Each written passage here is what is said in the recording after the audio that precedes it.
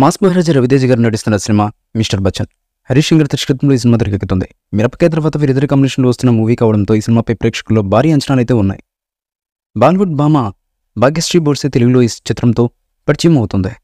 ఇక ఈ cinema August 15 ప్రేక్షకుల ముందుకు రానుంది. ఈ క్రమంలోనే చిత్రబృందం ప్రమోషన్స్ కార్యక్రమాలు వేగం పెంచింది. అందులో భాగంగా ట్రైలర్ను విడుదల చేశారు మేకర్స్. రవితేజ గారి యాక్టింగ్తో కుమ్మేశారన్నట్టుగా ఈ ట్రైలర్ చూస్తే అర్థమవుతుంది. హరీష్ శంకర్ టేకింగ్, డైలాగులు ట్రైలర్లో ఆద్యంతం ఆకట్టుకున్నాయి. పాత రవితేజ గారిని చూసిన ఫీలింగ్ 100% కలుగుతుందని ఫ్యాన్స్ అంటున్నారు.